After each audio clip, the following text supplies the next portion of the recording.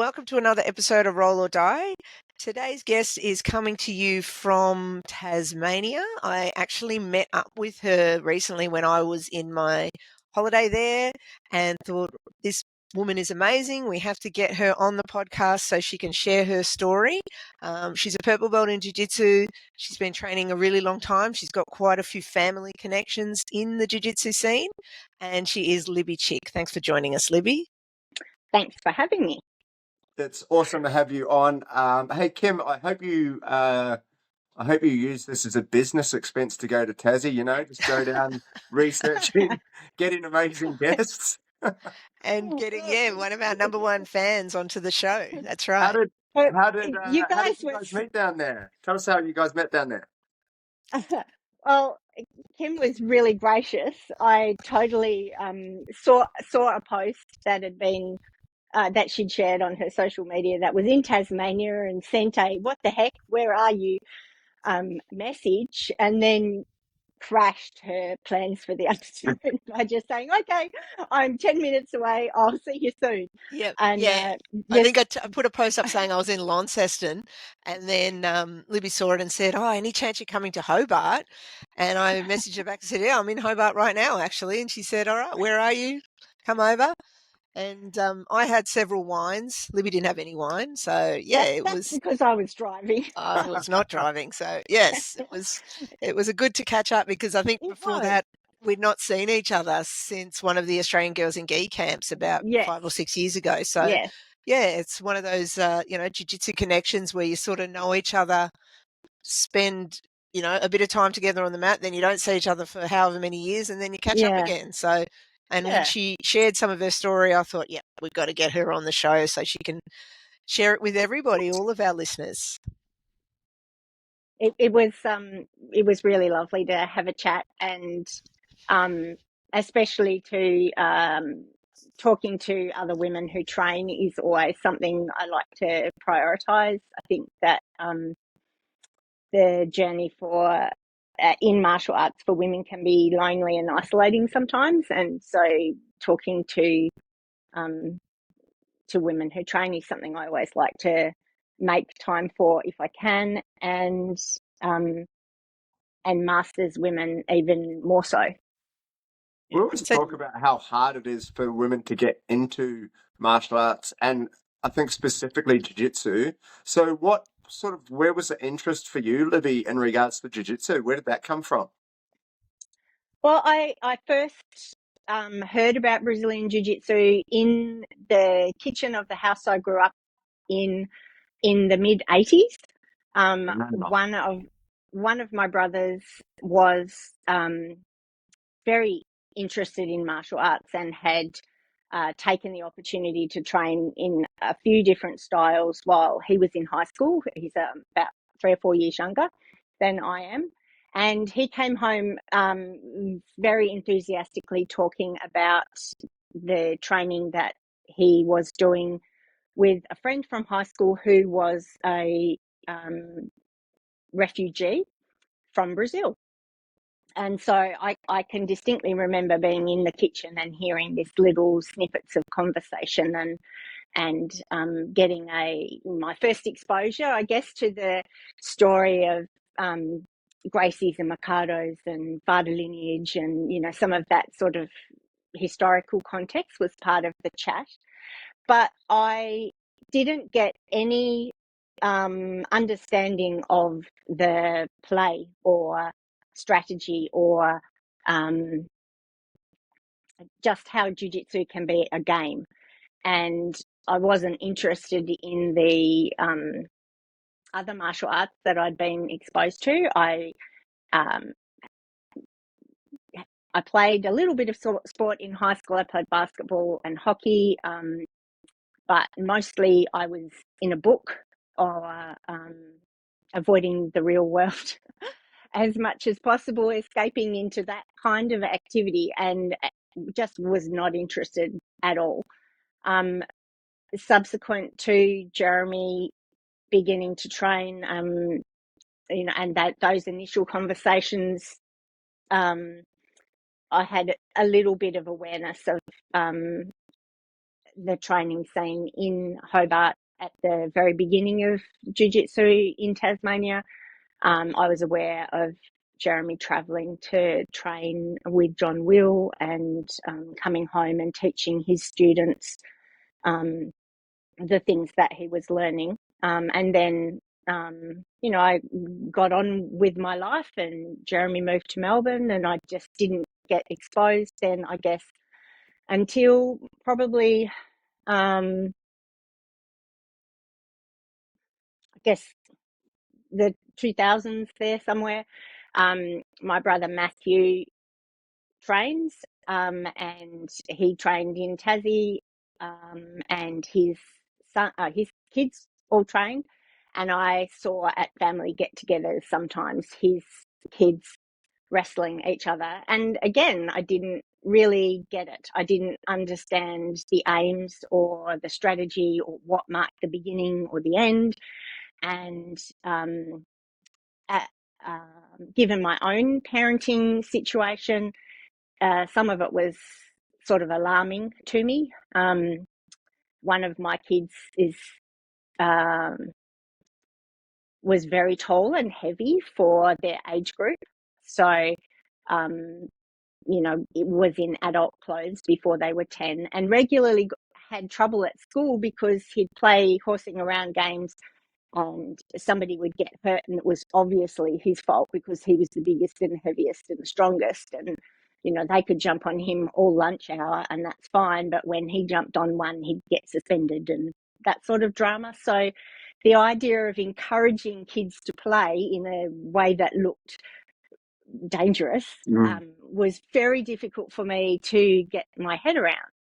But then actually it was conversations around that child as a teenager that gave me a different window, I guess, to look at jiu-jitsu.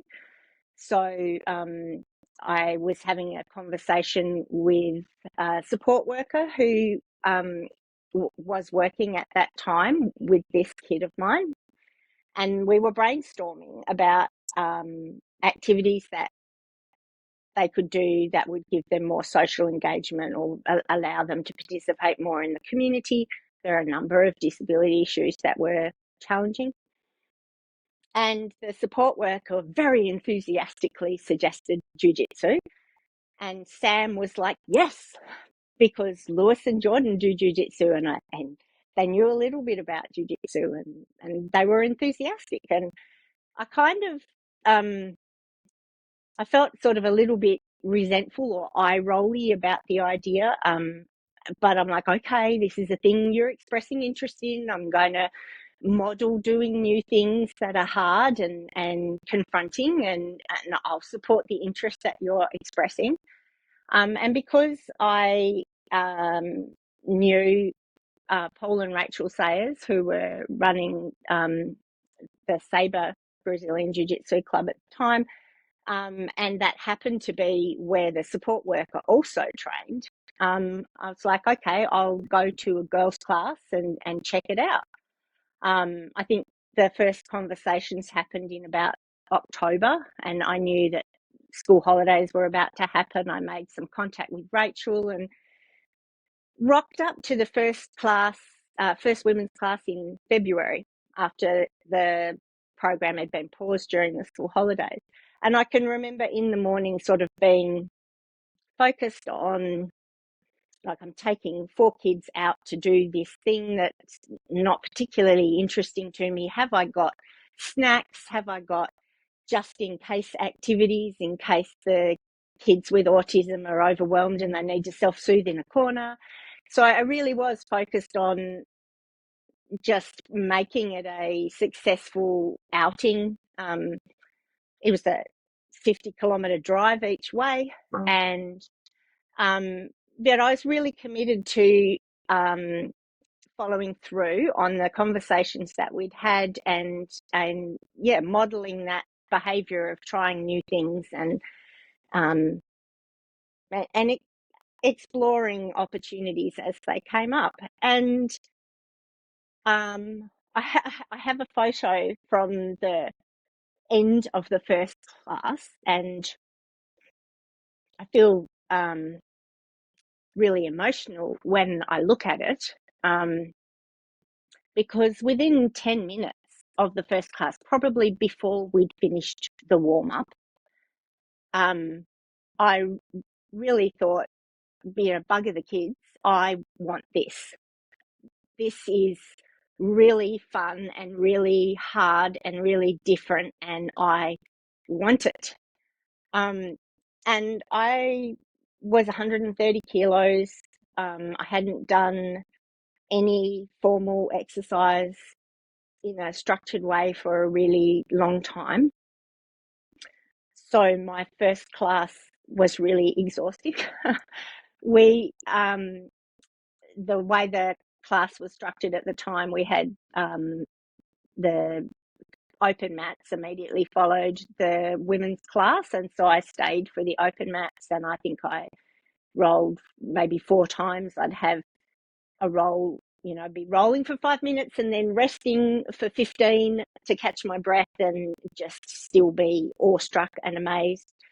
And I have this selfie that I sent to my youngest sister, Deb, who'd been doing an MMA short course and had been talking about her training experience. And I can see on my face this sort of shocked, awe-filled excitement about having found something that really intrigued me.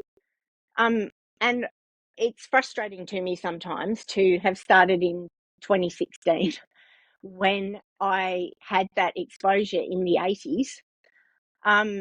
But on the other hand, my kids were old enough that I could leave the youngest at home with the older kids and go to training of an evening.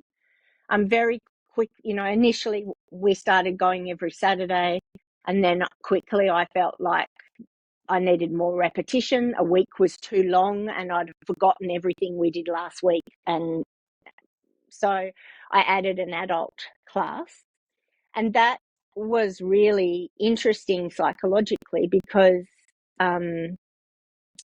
something about the girls' class was more approachable. And because I was bringing my kids and my daughters were joining in a little at the very beginning, I guess that my focus was diluted perhaps by supporting their participation. But going to an evening class on my own that was just for adults, the focus was different. And I'd be really excited when I'd wake up in the morning, and then about 3:00 in the afternoon, I'd start to get really anxious. And sometimes I'd like dry retch on the way driving up to class. And I knew that once my toes were on the mat, I'd be okay. But I had a lot of anxiety about not belonging and doing it wrong and being an imposter. And, this self-talk would happen. I'm a fat middle-aged woman trying to do this thing that in a class full of 30-something fit men. Who do I think I am? Stuff would go on and on in my head. And nobody in the club was speaking to me like that. My weight wasn't a problem for anyone else in the class. So I would use that and sort of talk to myself. If it's not a problem for this person that I weigh twice as much as they do, well, then it shouldn't be a problem for me either. And,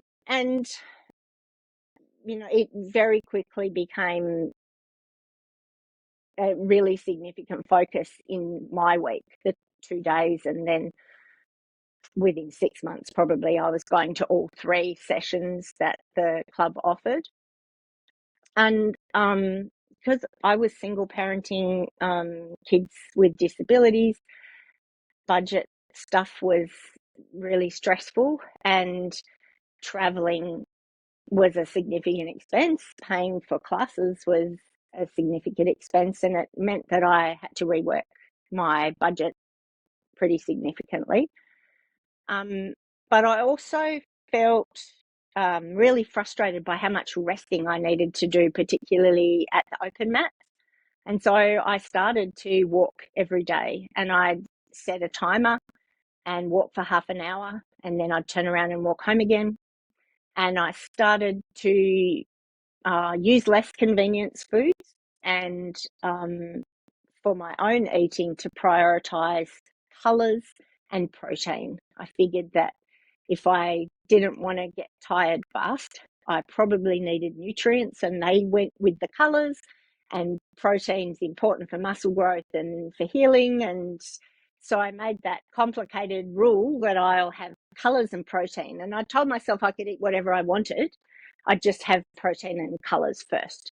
And, so that change in my lifestyle of beginning to walk every day and changing how I was eating, and this commitment to the sort of higher intensity exercise a couple of times a week, made changes to my body. But that really wasn't my focus. My focus was on, I want more jiu-jitsu.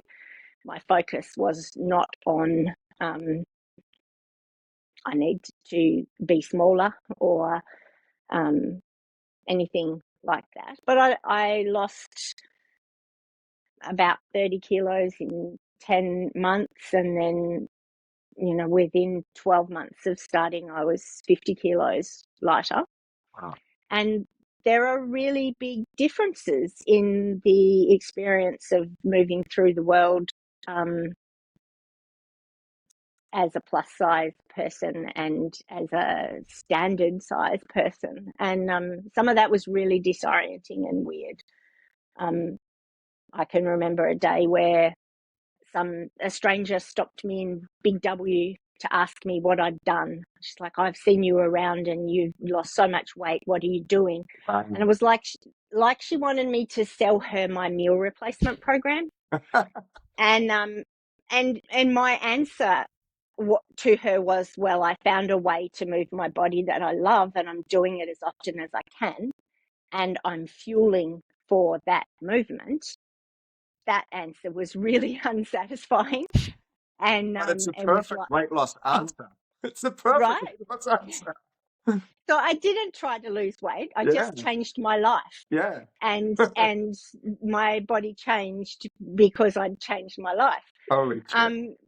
But some of it's really amazing. I look back now and I think about how I can say I focus in side control about putting all of my weight through a square inch of my shoulder that's connected to somebody's jaw.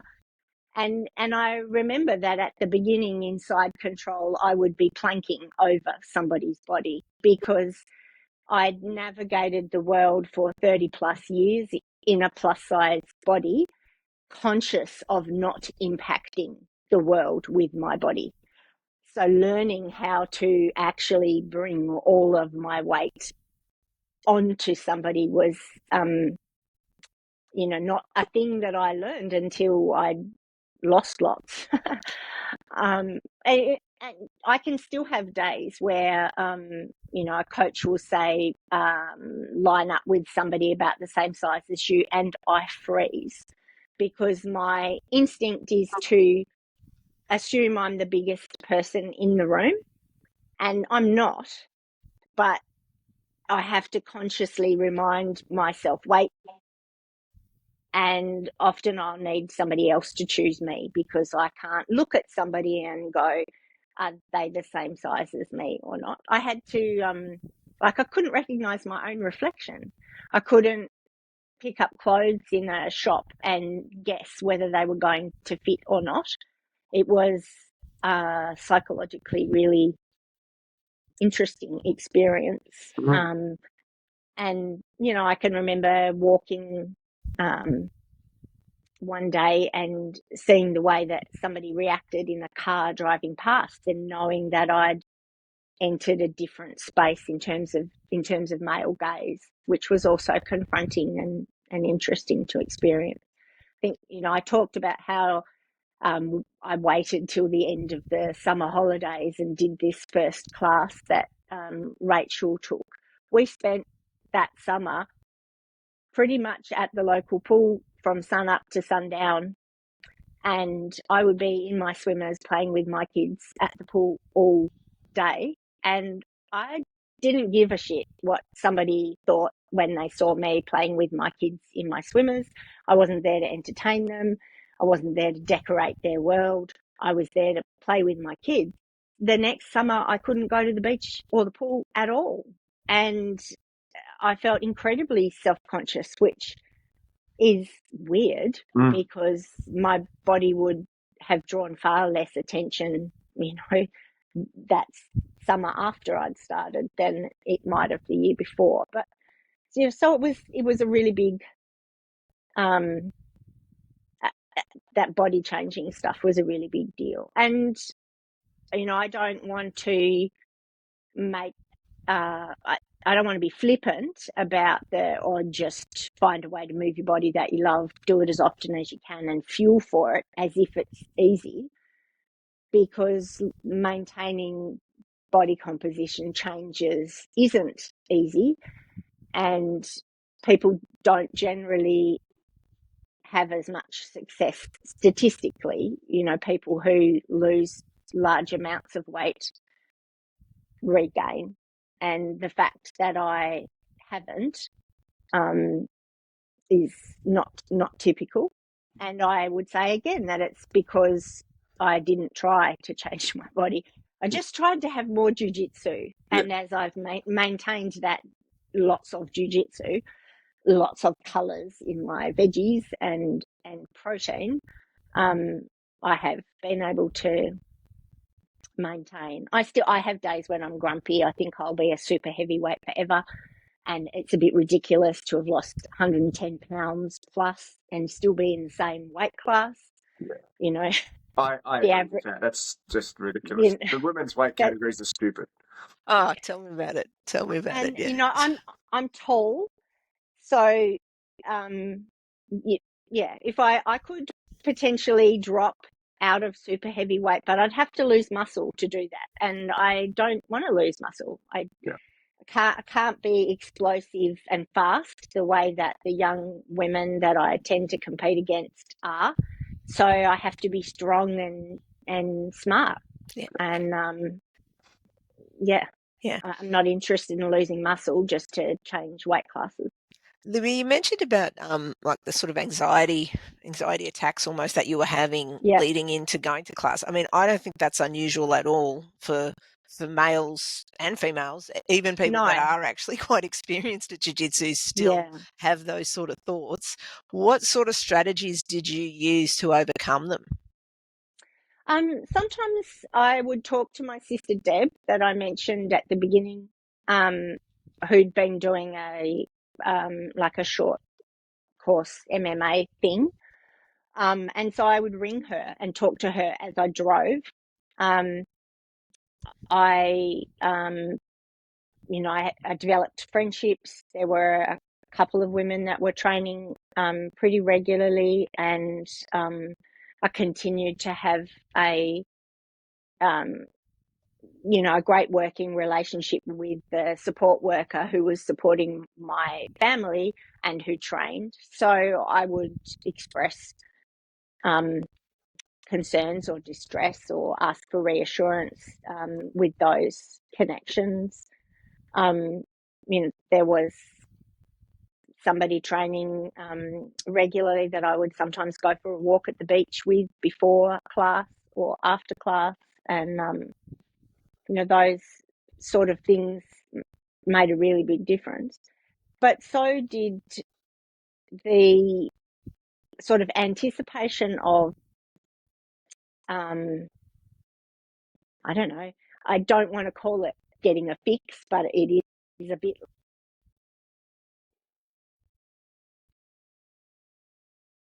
Oh, wait, you got a call coming in. I knew, I have. Just a moment. I think it's gone away. Yeah, I don't know if the recording stopped while it was ringing. If you could just say that again. Yeah. We could edit that out. Yeah. I think that the anticipation of getting a fix, for want of a better word, I really I still enjoy that feeling of being like I'm in the bottom of a blender. Everything went whiz And I don't quite know what happened or how I ended up in this pretzel, but it was really fun and I want to do it again. And that, anticipating that puzzle solving, playful challenge, is regularly able to, push me past an anxiety moment. I guess the other thing that I'd like to bring up maybe here is that, I don't know what the statistics are, 25, 30, 40% of women. I'm a survivor of sexual assault, and quite early in the training experience, I was rolling with one of my female training partners. I don't know actually if Fiona knows that I was rolling with her when I had this experience, but something about the way that she was in a low mount and the gi was loose and around my face triggered a trauma memory, and I tapped and we reset and kept going. And I might have offered an excuse like I need to catch my breath or I think I'm going to sneeze or whatever. But I was practicing saying no and being heard. And that's a really big deal. That's powerful, huh? Like it's a really, really big deal. And, I talked at the beginning about watching Lewis and Jordan play fight as 5 and 6 year olds. And, that now I know that the family had rules. You're going to roughhouse, you have to get the mat out. There are rules about how you engage on the mat, and there are consequences if you don't keep the rules. And, I didn't understand about tapping in and tapping out, and it gave me a really good vocabulary with my own kids once I started training. I can remember piggybacking my youngest home from the bus stop one day, and she decided that because she was already on my back, it would be the perfect opportunity to sink a rear naked choke. And I'm like, I did not tap in. And she's like, yeah, but I did. And I'm like, no, you tapping in on my shoulder before you sink the choke, that's not how it works. We both have to say yes. And if either of us says no, that's the end of the game. Like, you don't get to keep going because you like what's happening. If the person you're interacting with says no, then that's it. And, I didn't have vocabulary for consent around touch the way that my kids did after I started doing jiu-jitsu. So, with Fiona and with anybody else that happened to trigger this body memory, I would tap and I said no and it stopped. And that was significantly healing, and I'd done talk therapy on and off over 25, 30 years since the incident that that my body was recalling. And I discussed with one training partner what was happening, and we made a plan. So if I was triggered while I was rolling with them, rather than tapping and stopping and resetting, I would indicate that I was triggered and they would freeze. And that allowed me to sort of systematically go through a thought process of, oh my God, I'm doing this, panic, wait, I can breathe, or I've got frames. I can keep breathing while I figure out whether I'm hip escaping to the left or the right, or how I'm going to change my frame. And I would panic, and then I would problem solve, and then we would keep rolling.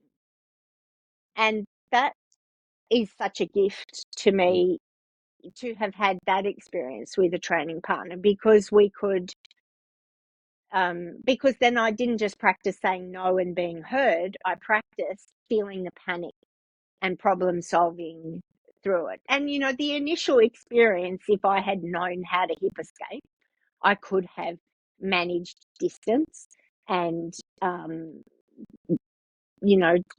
the situation would have been quite different, but I didn't have the movement vocabulary. And, so I've done a lot of reps of feel panic and be overwhelmed and remember how to breathe and have I got a frame and okay, how am I going to shift my weight? And, after, I don't know, 6, 8, 12 months of this process of freezing and practicing the problem solving and then continuing to roll, we negotiated a situation where sometimes that training partner would actively try to trigger me. And so we made it a game.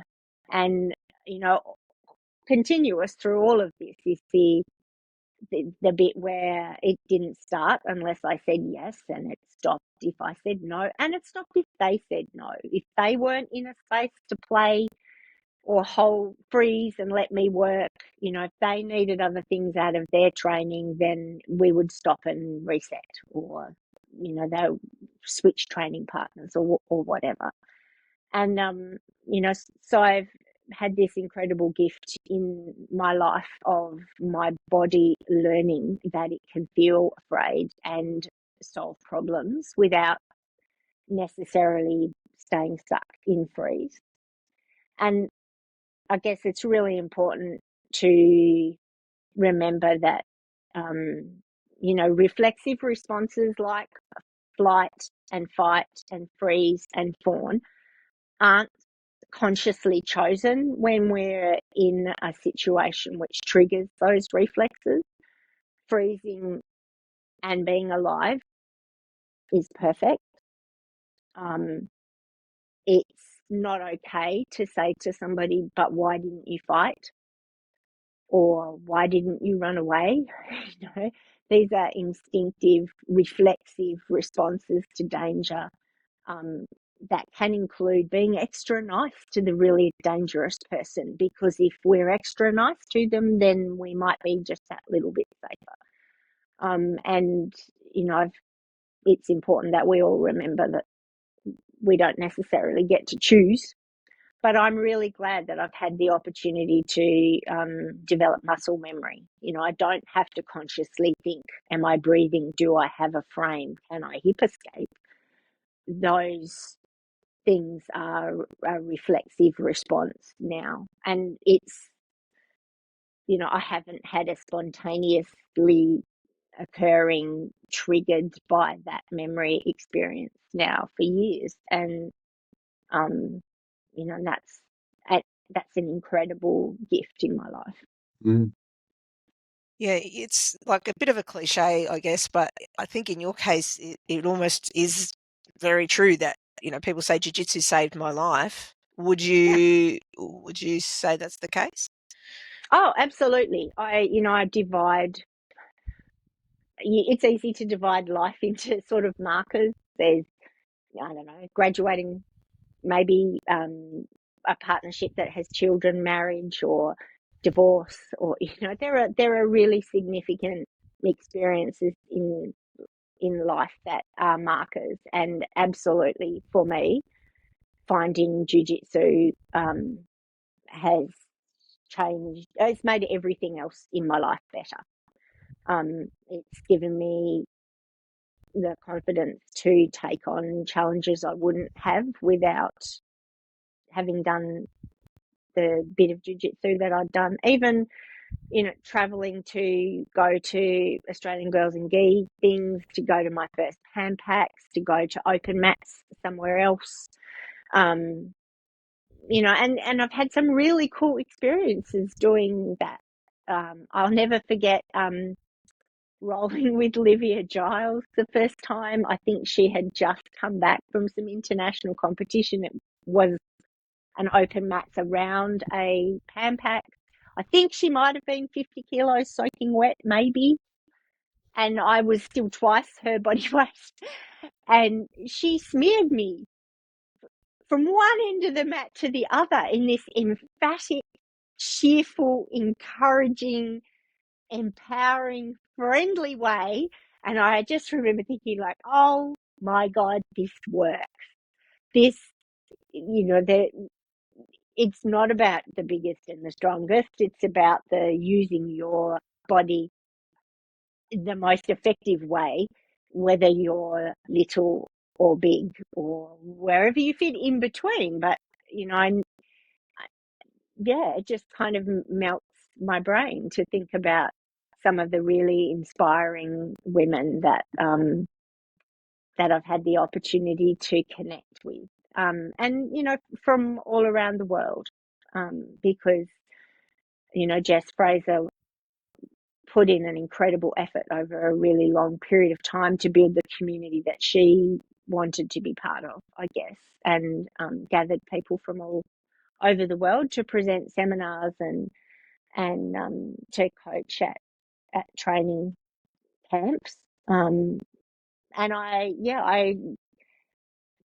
wouldn't have traveled without my kids.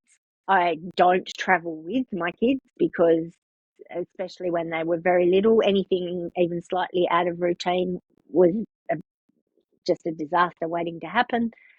But because I've wanted to participate and push myself and learn and grow, I've found ways of accessing support. And also the kids are bigger and older, and 3 out of the 4 of them are actually adults now.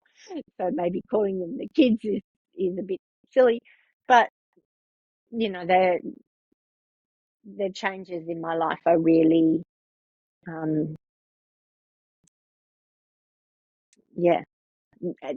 it's dramatic. And I'd say that losing 50 kilos is the least of it. It's the easiest thing for other people to see, maybe. But yeah, it's changed my life. I joke sometimes about the mats being like a magic carpet. So from the Aladdin story, that's my magic carpet. The mats can take you anywhere in the world, literally, if you want, but they can also take you to some really interesting spaces in terms of problem solving and play and adventure.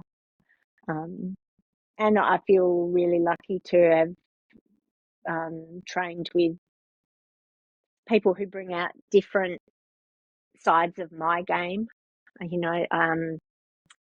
Had a big change in my training in the last 12 months where my original head coach retired and closed the club. And so my original club is dispersed into other clubs in Hobart.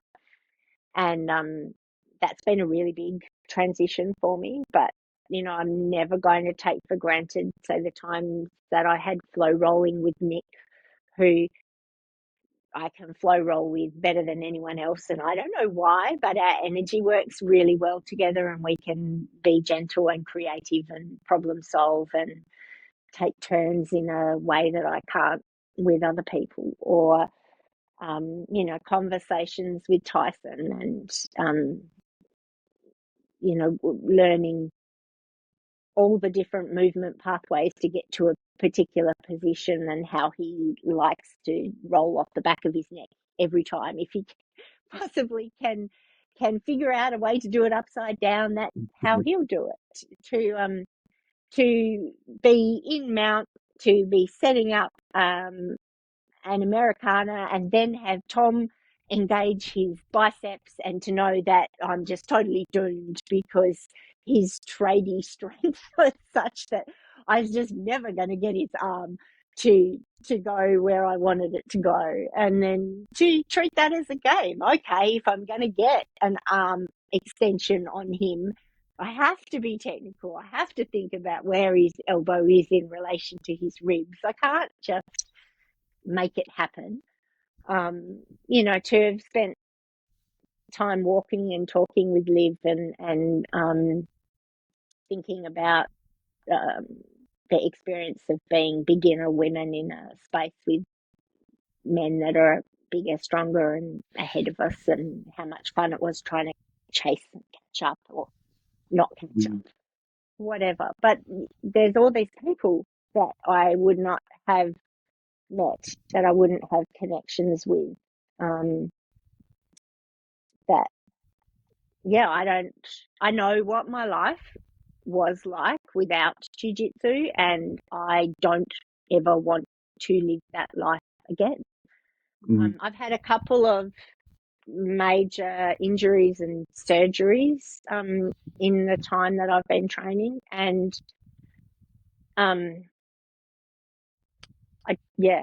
don't like my brain when it doesn't have a regular dose of jiu-jitsu. I have to be careful and conscious about my self-care and my movement practices.